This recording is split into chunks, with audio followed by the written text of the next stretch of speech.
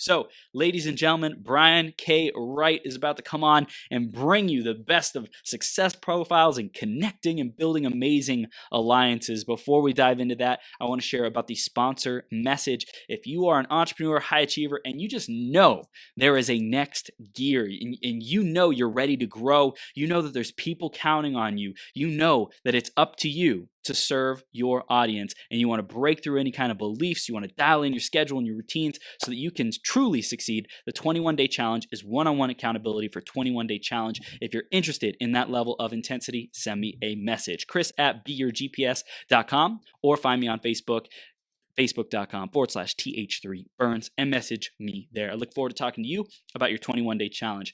Next up is going to be the iTunes review of the week, and this week it's by Human Flame. And Human Flame says it gets you going. Thanks, Chris, for your energy and positivity that you bring. Love what you are bringing to the table. Thanks so much, Human Flame. If you want to give us a review, go to beyourgps.com/iTunes or search Becoming Your Greatest Possible Self on the iTunes store, and you can give us a review there.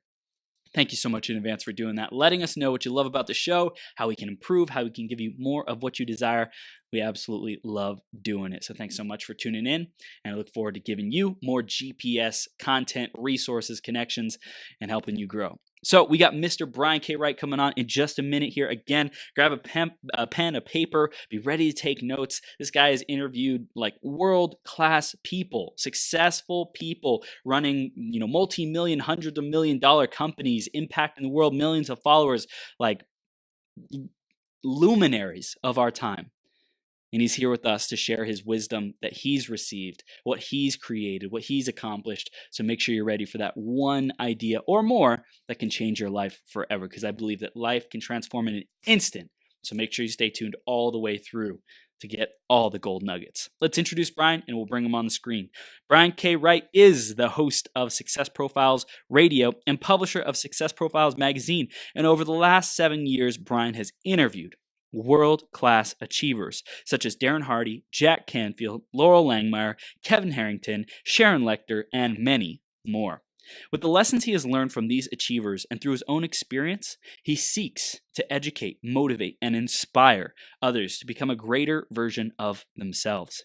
He is the author of 3 books, including the Success Profiles Conversations with High Achievers. Throughout his career, Brian has been a top performer in the areas of sales, customer service, training, and has also written resumes professionally for students, working professionals, and executives. He is available to speak on the topics of motivation and inspiration, leadership, and goal setting. And we're blessed to have him here with us today. Brian, are you ready to rock the house, good sir?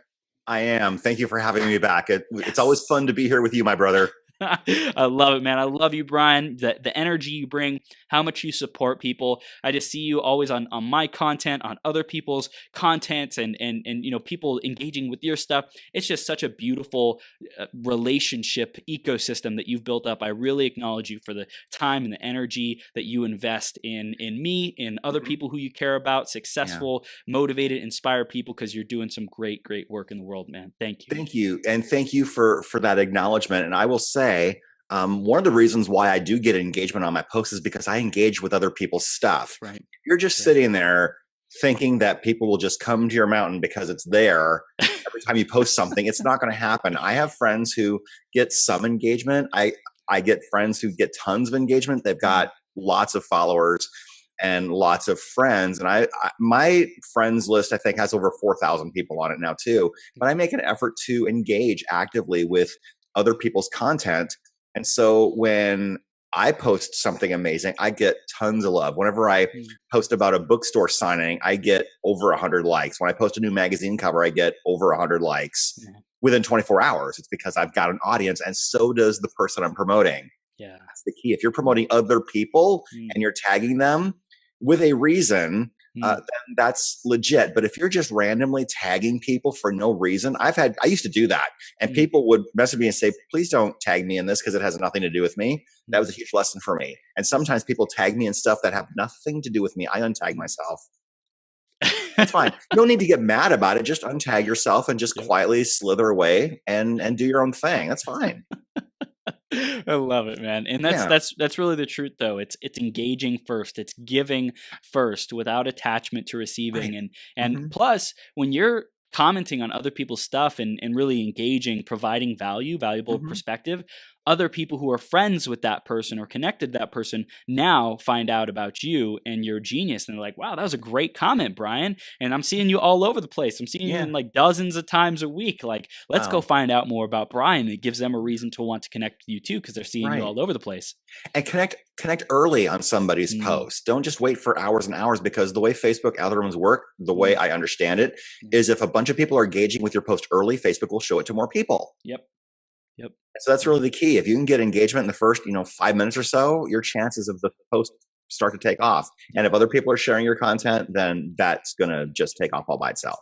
Bada bing, bada boom. I love it. Brian, so let's dive into the theme of the day, which is remembering to have fun and how to have fun. So, Yeah. how does this show up for you, Brian? Remembering how to have fun. I think sometimes it just shows up as remembering to treat myself. I Mm, sometimes don't remember to do that. yeah. And on the weekends, for example, I mean, I do work a little bit on the weekends, but I do try and take some time, especially now that the weather's nice outside again, Yeah. Yeah. is I grab a book and I go outside for an hour or two and I read. Mm, And that way I can get some sunshine and I can fill my brain and get away from my screen, because you just get stir crazy after a while mm, and you have to get away from it. The people who say grind, grind, grind, you've got to get away from it once in a while. You've got to take care of yourself, because you cannot give from a cup that is not full. mm, And if your cup mm. is empty, you can't give to somebody. No, not a chance. And really it's by putting yourself first and your well-being and being aware, like, how do I feel? How's my energy? How's my presence? How's my, focus? If I'm feeling drained and exhausted and I've been burning the candle on both ends for weeks at a time, then it's really not going to be the maximum output that I can give. Plus, we didn't Mhm. come here to work our lives away, to slave away. We came here to have an amazing experience, an amazing life, impacting people's lives and adding Mhm. value and having fun. Yes, and I want to give people the best version of myself as That's often right. as possible, and they Mm, deserve that. mm, Because as you are out there and as you are building a business and building a reputation, if you want to call it that, more and more people start watching you and they look for reasons to point stuff out. So you have to be on your A game as often as possible, and you can only be on your A game if you actively choose to walk away and do something for yourself once in a while. yeah. Yeah, 100%. I love it. I love it. So tell us a little bit more about, your journey up until this point. I want to focus on the what clients come to you for right now. Let's dive into that, and then we'll go back into the journey. But what do your clients come to you for? I know you're doing amazing things with books and ghostwriting. Tell us more about that, Brian. Yeah, people come to me because they want someone to help them write their book. Okay. And I used to be an English teacher. I've got 3 books of my own, as you mentioned in my intro, Mhm. including my most recent one, Success Profiles, Conversations with High Achievers.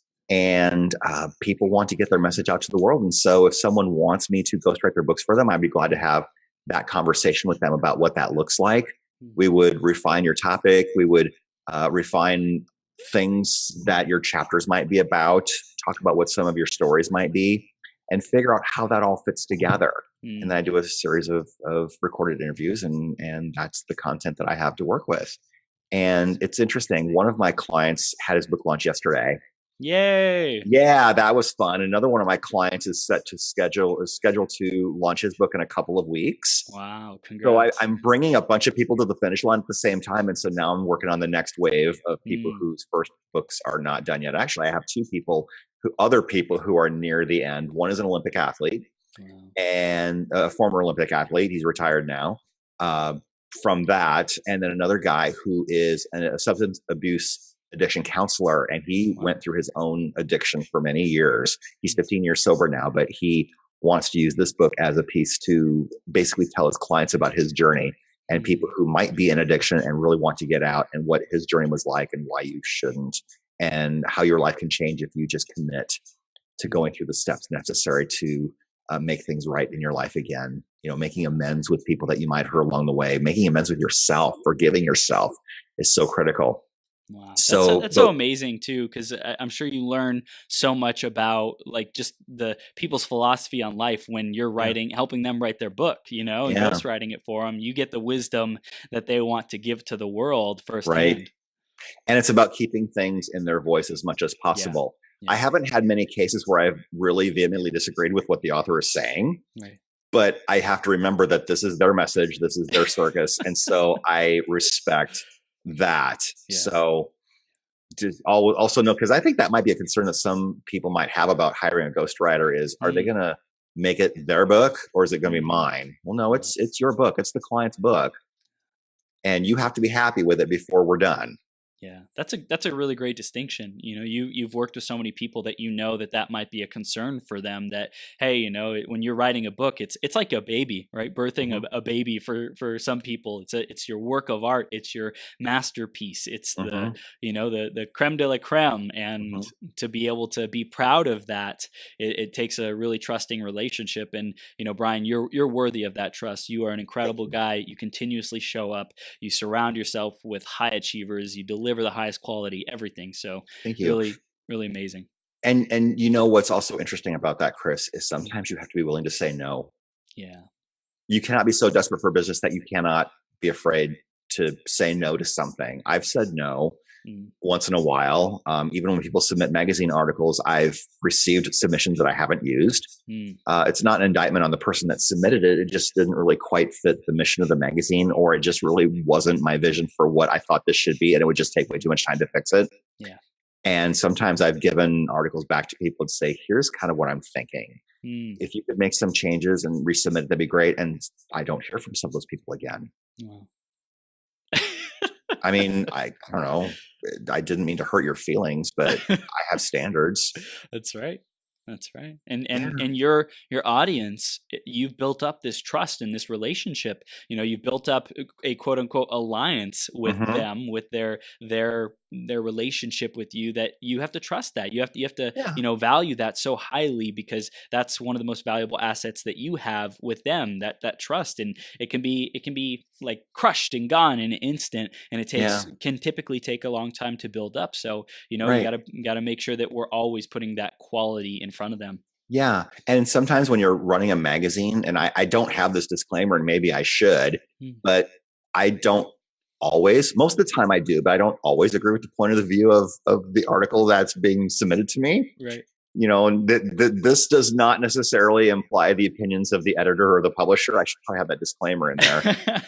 But I've used a couple pieces where I'm thinking, I don't know if I quite agree with this, but I do respect your right to say it. So let's see if anyone says anything about this. I love it. I love it. So Yeah. I want to shift gears into the ability to attract so many amazing relationships, people Yeah. wanting to come on your podcast, people wanting to contribute to the magazine. Like Yeah. what do you think is that foundation that you've really built up that has that work for you? I think giving value first is the start of everything. Mm, And I think really even a step ahead of that is you have to meet these people, whether it's on social media, whether it's on live events that you go to. If I think specifically about putting people on my radio show, mm, some of the people that I want to have on my show are people who are speaking on stages, and so I use that as an opportunity to go to events where people are speaking who I want to meet. yeah. And most of the time, I do want to attend the event just for the event, or I'm doing it even more to support the person whose event it is. Mhm. But sometimes I'm going because I want to meet so and so who's speaking on that stage, Right. and I want to get a couple of minutes with them and say, "Hey, I love what you're doing. Been a fan of yours." And you have, if you're going to approach somebody pretty high profile like a Kevin Harrington or a Jack Canfield or whoever that is, Mhm. they get approached all the time. So how do you stand out? You prove to them that you know who they are and what they're doing in the world. And I notice that when people approach me, they don't always do that. It's Mm, okay, but I notice it. So, for example, with Jack Canfield, when I reached out to his team about having Jack come on my show, I'll say, I've been a fan of yours for a long time. I've read the Success Principles. Yep. I bought it the year it came out in 2005. It's the only book I read all year. I did some of the exercises, and here's something that I learned from it. Mm, So, because I'm providing evidence of something that I'm impacted by yeah. that they've done, now they know that I'm not just playing fanboy and say, oh, I'm a big fan of your work. People do that to me. I love your show. I want to be a guest. Okay. What episode resonated with you? I love your show. Oh, stop. I get that. But, don't just be fanboy or fangirl. Prove to someone that you know who they are and what they're offering in the world, and even share how their work has impacted you. And then and only then have you built the sufficient rapport and gravitas to tell them what you want to do and how it will benefit them. Again, it's not just about, I want this notch on my belt because I had so-and-so on my show. What can I do to benefit you? If I know that they are promoting a new book, say, I would love to help you promote your new book. In fact, when Darren Hardy was on my show, he only does media like that when he's promoting something. Think about The Tonight Show.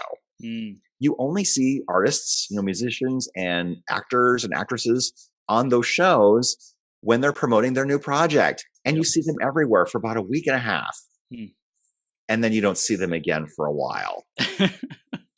And timing is everything. Some people in the business world are like that too. They tend to be a lot more visible and a lot more willing to do media when they're actively promoting something. Now, some people will do it anytime just because they're always promoting something, and that's fine. A lot of people that come on my show are promoting a new book release. In fact, I've got a couple people coming on my show really soon who are going to be promoting April book releases, and they're both going to be on in March. So that's cool. Yeah. And you were on my show recently, and you were talking about your coaching program, and it was great. You were a terrific guest. That was a fun show. I had a lot of fun with you. That was great. Thank you, Brian. It was a blast. You have great energy. You draw that greatness out of people too. You draw the inspiration, the deep thinking. What is my expertise? I really felt like you empowered me to share my best wisdom, my highest truths with your audience, and it just felt like it was flowing out effortlessly. It was amazing. Right.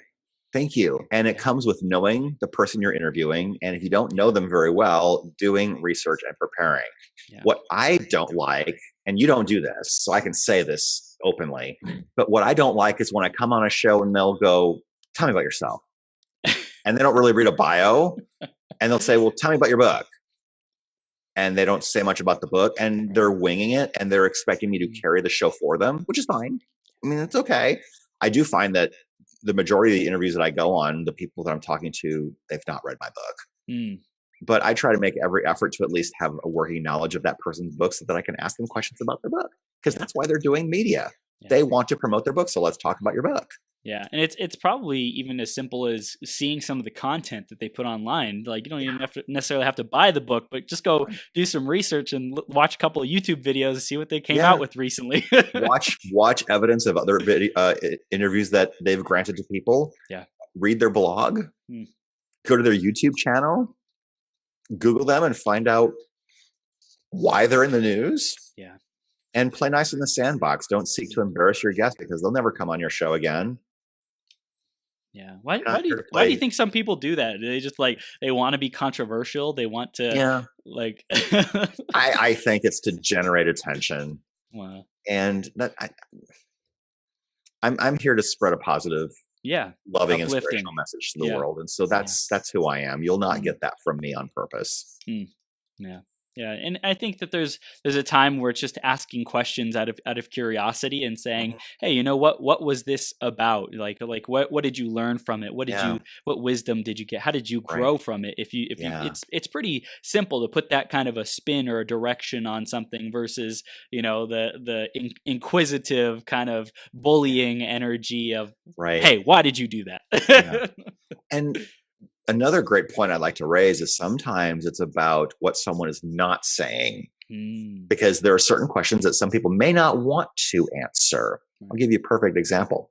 I might have mentioned this on a previous episode when I was on here, but I got to interview Tom Ziglar a couple times. And the first time I interviewed him, I asked, what was it like having Zig Ziglar as your dad? He said it was the greatest thing in the world. And we talked about that for a little bit. And he was promoting Born to Win, which he co-authored with Zig. It was the last book that Zig wrote before he died. And Tom co-wrote that with him. I think Tom has a new book now himself that he's going to be promoting soon, or if it's out now. But anyway, he loved talking about Zig Ziglar as his very famous dad, what it was like growing up with him. I interviewed the son of somebody else that was famous. Yeah. And I did my research, and I know that this individual worked in his father's company as he was, learning the business. And so when I asked this individual about his background, he mentioned working for a company and what that company does, but did not mention his famous parents' name. Wow. I thought, okay, I guess I'm not asking this question. What was it like growing up with so-and-so as your dad? I figured if he's not going to bring this up, I won't either. Yeah. He wants it to be about him. And it's interesting because when you have famous parents, sometimes you just want to forge your own path and create your own legacy. And that's perfectly legit. Other people are very comfortable having a famous last name and seeing those opportunities happen because of their famous parents. Yeah. But you just have to really pay close attention to what someone is and is not saying. So being a really great listener is another way to curry favor with somebody. Yeah, that's powerful. Yeah. And just provide value. It's all about giving and not taking. Yeah. Listening is super important because you can hear what they care about, and you have the vocal intonations, the energy, the change in body posture, the speed of their speaking. When you're listening, when you're paying attention, you can see those things and notice those things to know when you've hit a geyser of passion, of purpose, of what brings them alive. Yeah. I've interviewed a handful of people who all know Richard Branson. I'd love to have him on my show, but he doesn't do a lot of media. He just doesn't. He's so busy. Right. The energy that I would carry by intending to get to Richard Branson through these people is a lot different than just interviewing that person for who they are and what they offer to the world. If you want to get to someone really, really high level like that, you have to build that rapport first. And I haven't been able to reach out to Richard Branson directly. It'd be a fun interview, but in the meantime, I enjoy reading his books. Yeah. He's really a 1 in a billion talent in terms of what he does. But just to be able to ask questions about what was it like to interact with him, and what did you learn in conversations from him, it's almost as good as interviewing the man himself. Yeah. Yeah. That's awesome. I love it. So let's talk more about the building those successful alliances. Yes. Brian, what would you say is it? I know you mentioned the giving first. That's super important for you. What else would you say is super important to have someone be dedicated to you and wanting to support you and create win-win opportunities, bring opportunities to the table for you? Like, how would you say you best create those kinds of relationships? Well, giving value and being willing to promote somebody without expectation of return is really, really important. When I interview people on my show and I offer to put them on the cover of my magazine after that, they didn't ask for that. I'm offering it and I'm not expecting anything in return. If they promote it, that's a really great thing. I would love that. But I don't expect that. But sometimes unexpected blessings happen. Kevin Harrington was the first person who graced the cover of Success Profiles magazine back in December 2017. Wow. And I had interviewed him about 6 months prior. And when I reached out to him by email, I said, "Hey, Kevin, thanks once again for being on my show a few months ago. Since we talked last, I have something new. I'm launching a magazine, and I would be really happy to feature you as the first person on my cover. It requires no additional time from you. I can just curate stuff from our interview and use that as the feature." And then 90 minutes later, he emailed me back and said, "Let's do it."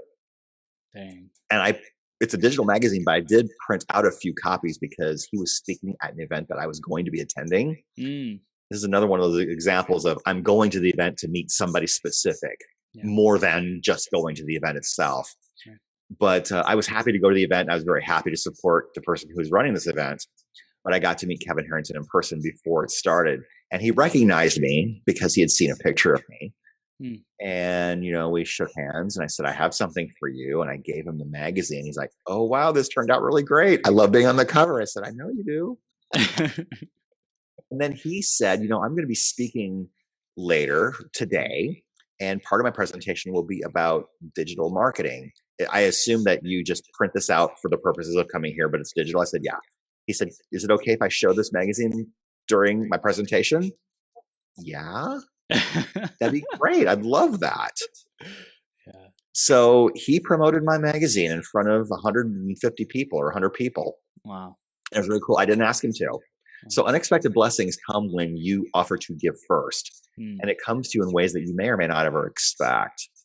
So I think because of that, he's been willing to entertain other ideas from me. I had a virtual summit called Entrepreneur Live a few months ago. I asked him to be one of my speakers, but he was going to be in Europe speaking, so he couldn't. But I'm going to do a live version of this event probably in the fall. I'm going to ask him again and see what it would take to bring him to Phoenix to speak at my event. Yeah. So I'm giving opportunities. And he has said, if you know anyone that has an idea that they'd like to pitch, I'm always open to hearing pitches. I hear pitches all the time. So the time for me to ask something like that is coming. I think I've fully earned the right to do that now. I'm not just some random guy emailing him and saying, hey, I would like it if you'd give me $100,000 for 20% of my company. Here's what I do. Even on Shark Tank, they vet you first before they let you meet the sharks. Yep. So you can't just come out of the box like that. It's like if you go to a bar and you see a girl that you like, you don't say, hey, marry me. Who are you? So at what point, Brian, do you talk about yourself and about who you are? You know, the first part is about giving and sharing with them that you know who they are and you value their work and stuff. At what point do you say, and by the way, here's who I am. Here's some of the things that I've accomplished. Yeah. If they ask me after I tell them what I'm doing, then that's great. But when I'm pitching someone to come on my show, that is the second part of the conversation. By the way, I've been doing my show since January 2012. These are some of the people that I've interviewed. You may know some of them. In fact, I know people have come on my show because I've had testimonials from some of these high-level guests on my website, briankwright.com. In fact, I think that was the clincher for getting Darren Hardy, as his team looked at all the people on my site who'd give me testimonials. In fact, Jack Canfield said on my show, you've interviewed a bunch of my friends. And I can very confidently say, yes, I have. Yeah. Because he saw all the testimonials on my website. And so that's the other thing too, is you can ask after you've had a great episode with somebody if they'd be willing to do a testimonial or a review for you. And I know you do this because I'm pretty sure we've reviewed each other's shows. It's been a long time. We've both done this for each other, but you don't ask me to review your show before I come on your show or before I've heard you. You do it after I know what you're doing. Right. Yeah. And so that's when I do that, is I wait and ask them. Now, does everyone who I ask do it? No, but I've had enough really amazing people do it that I have a base of people now to do that. Yeah. And sometimes I'll ask for referrals. If you know anybody else who's amazing as you are, who would like to come on my show and promote something or just come on the show and share value with my audience, I'm open to that. And some of them have referred other guests.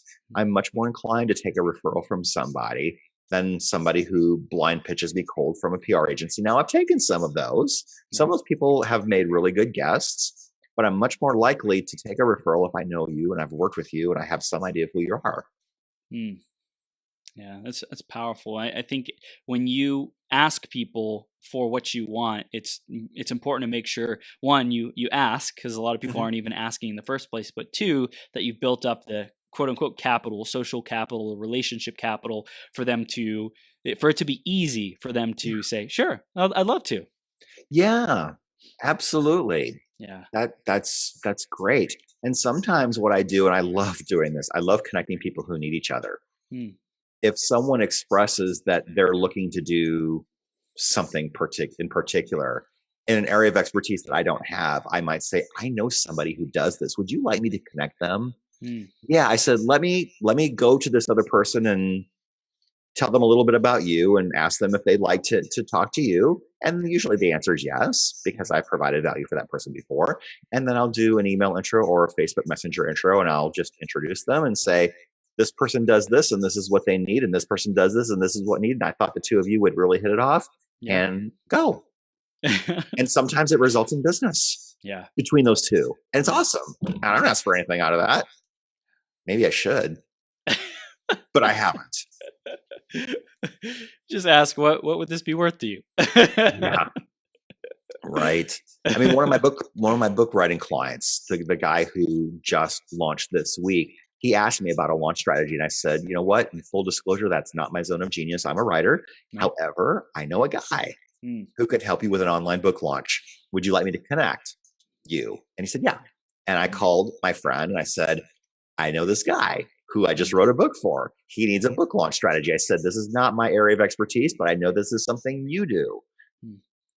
And so it worked. And it turns out that both of them have a common friend who I've also worked with before. So that was easy. It's like, oh, by the way, both of you know so-and-so. Done. And they worked together. And his book has gone to #1 on Amazon in I think 2 or 3 categories now. It's awesome. Wow. Because you had the relationships. How does someone who doesn't know what kind of relationships are in their professional circles really tap into that and leverage that, the great associations of their network? Is it just as simple as asking, like, hey, I have this challenge, do you know anyone? Is it that simple? I think so. And because I've been doing this for a while, I've got a lot of people in my network who do things that I don't know how to do. And if it doesn't click with me right away, I might look, first of all, through my list of people who've been on my radio show, because if I look and I don't remember what exactly we talked about, I can go back and read the show description and go, oh, yeah, I remember this now. That might be a good person to introduce. Sometimes I might go into a Facebook group and say, I know someone who needs this. Does anyone here know somebody that I could connect them with? Yeah. And interestingly enough, if someone that I know pops in and says, hello, I do this. Oh, that's right, you do. Let me talk to you. Yeah. Because sometimes, I mean, we know so many people that sometimes we don't remember what everyone does. Yep. And so putting it out there on Facebook is also a really great strategy to attract the kinds of people that you want. I mean, sometimes I'll do a call for article submissions. You've written for my magazine before, and I would love for you to do that again soon. Yeah. And so I've put a call out. So here's something else, a little pet peeve. If someone is offering you an opportunity, do not make that person jump through your hoops. So here's the thing. If I'm posting on Facebook, for example, I'm looking for article contributions, and you message me and say, here's my calendar link, pick a date to talk to me. No, I said message me, because I've got 6 conversations going on and I've already said yes to all of them. And now it's too late by the time I even get around to you. Another fun example. I had a lady one time who emailed me and didn't know who she was. She says, hey, I'm a big fan of your show. Okay, we all know how this is going to go. And then she says, I think we need to collaborate because I think there's some really great synergy between us. Oh. I don't know you. How do you know this about me? And then she starts telling me about her and what she's doing. And then she said, I'd love to talk to you further. Here's my calendar link. I'm super crazy busy. So here's my calendar link and jump on. I'm like, wait, you want something from me, but I have to go onto your calendar link and jump through your hoops? I don't even know what you want to talk about. No. Yeah. And then a few days later, I decided I'm just going to check and see how crazy person this crazy busy this lady is. 90% of her calendar slots were available, not taken. So if you're going to create scarcity, make sure it's true. I mean, seriously, how hard is this? Yeah. But that's just an example of someone who just wants. If someone wants something from you, Chris, and says, "Hop on my calendar so that you can talk to me about what you can do for me." No. You're busy. Yeah. You've got a lot going on. Yep. You have time. It's like, no. If I know something about you and I want to give you some of my precious time because it's valuable, then you're going to hop on my calendar, not the other way around.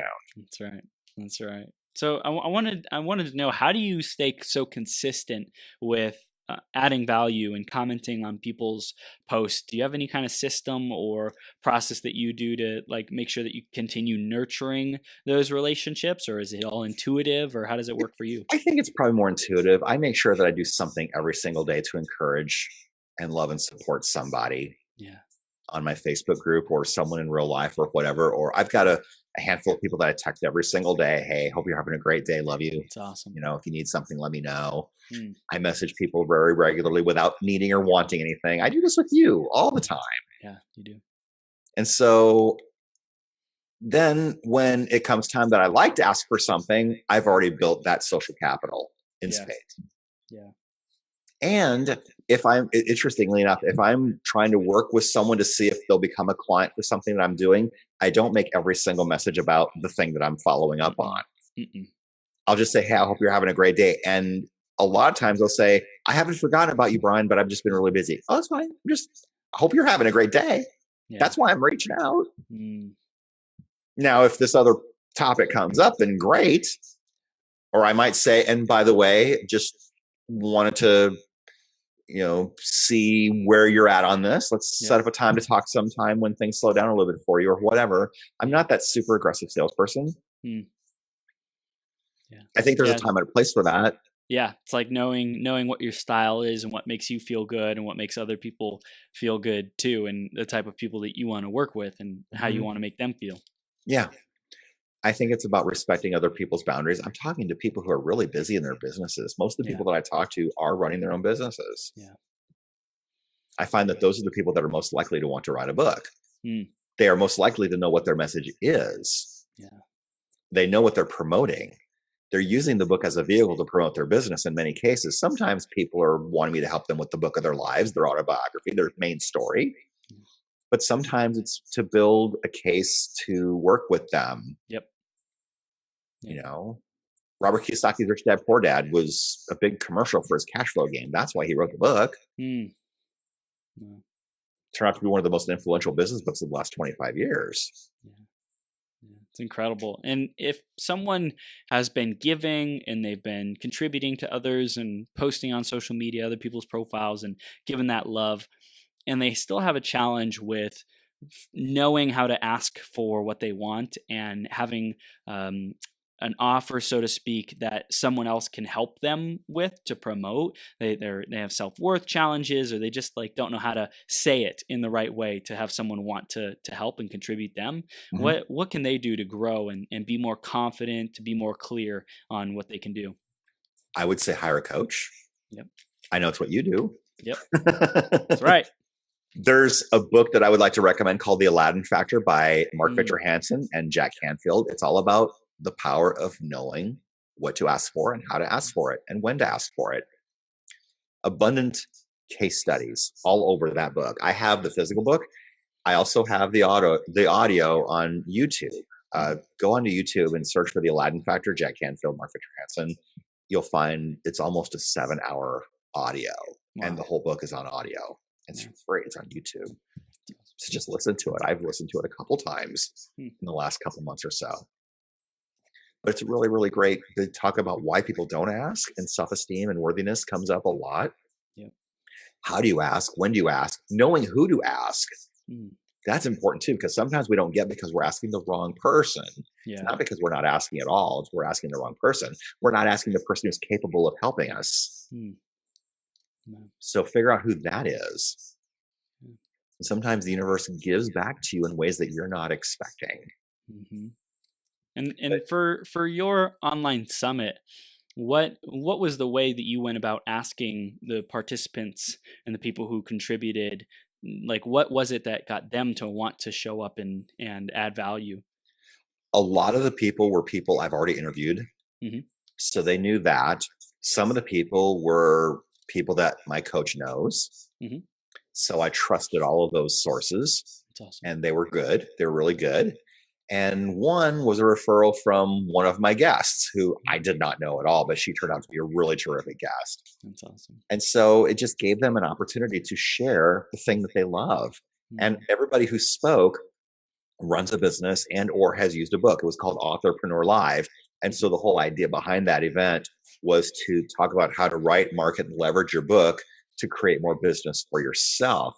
Michael Drew talked about publishing. He was the first speaker, and that was a great foundation. Loral Langemeier spoke next, and she talked about how having a book helped her build her business. Now, she has been helping people become millionaires for a long time. Yeah. But when The Millionaire Maker finally came out, it put her on the map because it was a bestseller. And now she's had several books and she's doing a lot more. But that helped. Debbie Allen has been on my show. She's got a brand new book called Success is Easy, I think is the name of it. It's not out yet. In fact, she's probably going to come on my show closer to the time that it's on. In fact, she said to me privately, she's like, Brian, when my book is done, I want to come on your show again. I said, done. Just let me know. She's fantastic. Sharon Lechter came on. She talked about the play big movement, about how we just all need to learn how to play a lot bigger in our lives Yep. and not settle for stuff, but to Mm. be big and bold and just to play a big game.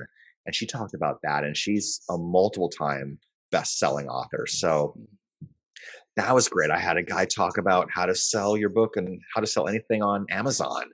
That was great. I had another guy talk about how he generates clients that pay between $3,000 and $10,000 for whatever you do because of your book. Wow. So it's just about getting people to think a whole lot bigger. A book is not just your book. It's about what you can do because of your book that's going to generate buzz and wealth and opportunities. And the live version of my event in the fall will be very much like that, except it'll be in person, and you get to meet all the speakers and you get to meet all the attendees and have a chance to network with each other. And it's great. Sometimes I get more out of the people who I meet at the event than I do, the speakers. The speakers are great, and sometimes I'm there to see the speakers, but I've made really great connections from other people in the audience, and we've stayed in touch. Yeah, it's all those people who are willing to invest in themselves, to show up, to do what it takes. And we all have a common goal, a common growth goal, a common, hey, let's expand while we're here. Let's become more so that we can serve our gifts even more to the world. Yeah. Yeah. That's amazing. What would you say have you seen yourself grow through since starting your show and interviewing all these amazing people to now doing this live event? How has the power of connecting and alliances evolved for you? It's given me a lot more confidence. I think in the very beginning, I was afraid of approaching certain people to come on my show because I was hero worshiping, if that makes sense. Yeah. I was fanboy. And I thought, why would someone want to support me? Who am I to do this? But the more I did it, the more, and I remain consistent because it's a weekly show, very much like yours is a weekly thing. I just still do not know how you do this for 12 hours. God bless you. But I do my 1 hour show once a week. I've had over 300 episodes. I've been doing it for over 7 years. I think I don't burn out when I space it out like that. I had dreams about doing it every single day, but the level of preparation required would make me just go nuts. But to answer your question, I think having the consistency gives me confidence. And now I'm a lot more willing to approach people who I might not have been confident enough to approach years ago, because now I've interviewed so many amazing people. I just have to think of myself as being as great as everyone else thinks I am. I've got people in my life who tell me, Brian, you're a lion who thinks he's a cub. I've had people tell me that, even as recently as maybe 9-12 months ago. Yeah. I'm owning who I am a lot more.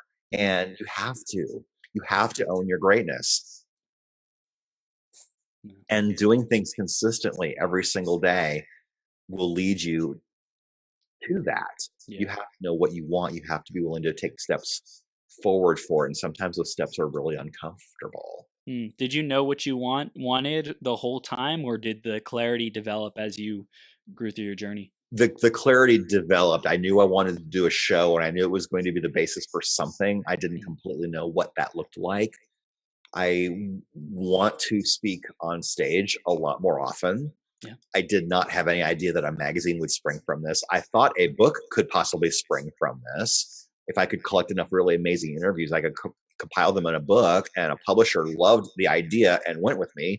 Thank you for Morgan James Publishing. And I'm doing that. And I've been signing books at Barnes & Noble bookstores. And I've done this almost a dozen times now. And it's great to get out and meet people. And you just never know where some of these connections can lead. And having more than one thing to offer really, really does help, because now there's a whole credibility thing. People can buy my book. They can have me ghostwrite for people. They can buy the recordings for Entrepreneur Live. They can sign up to come to my live event this fall, which there's not a registration page yet. But they can be in the magazine. I can do an 8-page branded version of that magazine for people individually for a fee. But I can do that. And that's the step between a business card and having a full-blown book. So there's a lot of ways that I can help you get your message out into the world. And now I have all these steps. And so I believe that there's something for everybody. And it's a great thing. If you have only one thing to offer, you're limiting your audience. Yeah. And some people you don't want as your customers. I think some people miss that.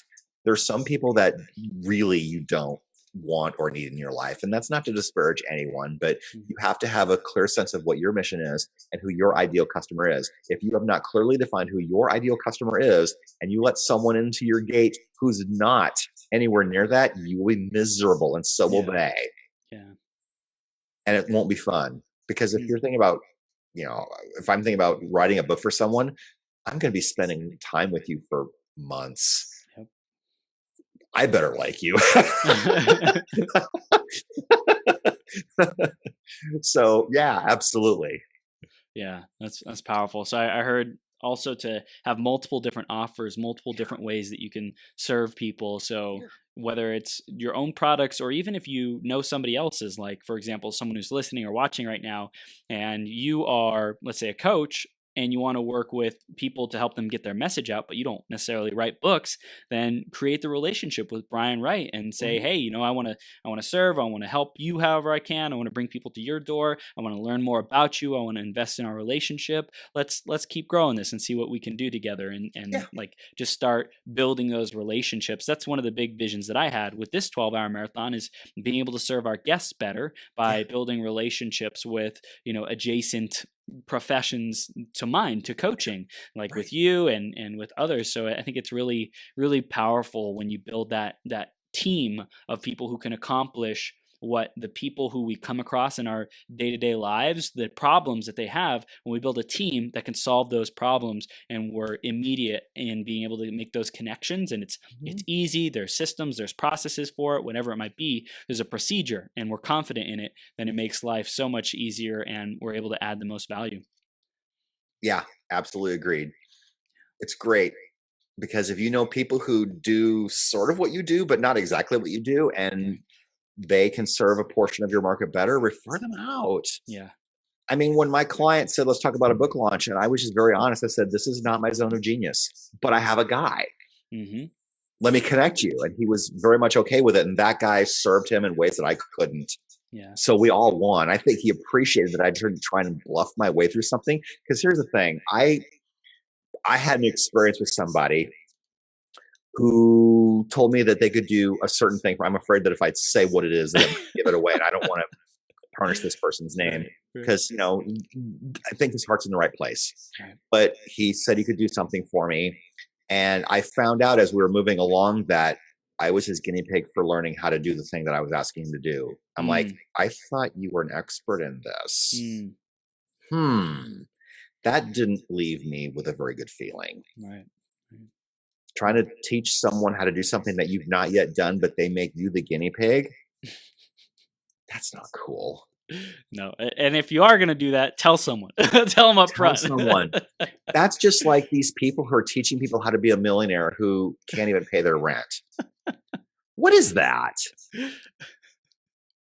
Yeah, it's ridiculous. I think the most power comes in the transparency of, hey, I'm still new at this. I'm like in the beta version. Do you want to come with me on this experience at a fraction of the cost? Because like I'm still testing these things out. And that honesty, you'll get people with that honesty, with that transparency. But it's so much better to do that up front than to have someone find out, like how you did, Brian, and leave a bad taste in your mouth. Yeah. I mean, thank goodness I didn't pay very much for this. But and it's something like that. I mean, I did my first book coaching deal for free. I didn't write this person's book, but I coached him through the process of it. He was a really great student. He took my feedback, and awesome. Even to this day, he says, I could not have done this without your input. But now I had social proof. I helped him for free, and I got a testimonial out of it. And so now I have social proof that, yes, I can do this. So sometimes, I mean, if you've not done it before, you might need to do it for free or for very low cost, just to get. And if it's costing you money to help this person, just explain that and just see if they'll, if you can help them for your cost. Yeah.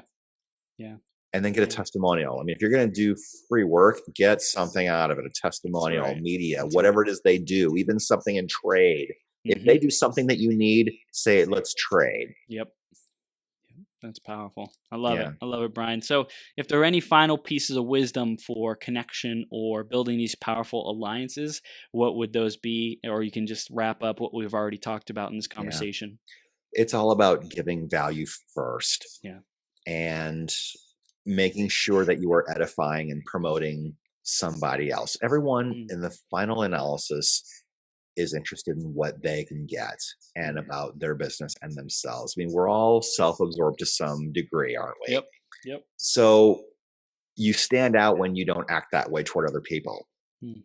So provide value and offer to do something for them. And for me, when I talk about having someone on my radio show, it's always within the spirit of, I know you have a new book. I'd like to help you promote this. Would you like to come on my show and use this as a platform to, provide value to my listeners and hopefully, get your book's name out there.